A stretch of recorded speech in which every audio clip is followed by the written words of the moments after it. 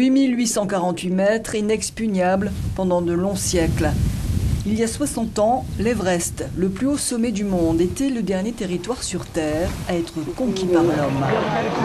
L'exploit a fait rentrer dans l'histoire les noms d'Edmund Hillary et Tenzing Norgay, les deux membres de l'expédition qui ont gravi pour la première fois le sommet mythique le 29 mai 1953. Aujourd'hui, ils ne sont plus là, mais le Népal leur a rendu hommage. La petite fille de Hillary, sa nièce, le petit-fils de Tenzing et le dernier membre de l'expédition encore vivant, Kangcha Sherpa, ont parcouru les rues de Katmandou. Le petit-fils de Tenzing, lui-même alpiniste, a souligné la prouesse des deux hommes. C'étaient deux hommes au départ très humbles, a-t-il dit. L'un était un apiculteur de Nouvelle-Zélande et l'autre, Tenzing Norgay, était un Sherpa, né au pied de l'Everest. Et voici Tenzing, arrivé sur le toit du monde, brandissant les drapeaux de l'ONU, de la Grande-Bretagne et du Népal. Ils n'y resteront que 15 minutes.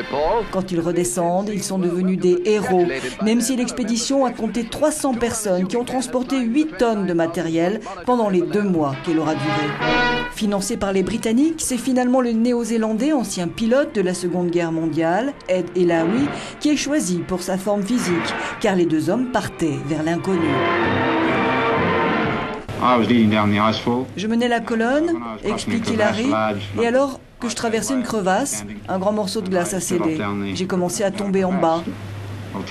Et Tenzing, qui suivait, a réussi très vite à me récupérer avec la corde et il m'a tiré vers le haut. Je ne suis pas allé très loin. Et qu'est-ce que Tenzing a ressenti là-haut sur le toit du monde? Et Tenzing a répondu, « J'ai été très heureux. »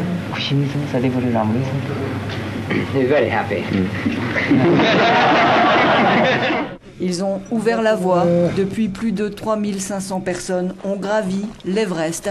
Quelques 230 y ont laissé la vie. 60 ans après Hillary et Tenzing, le magnétisme du toit du monde reste aussi puissant.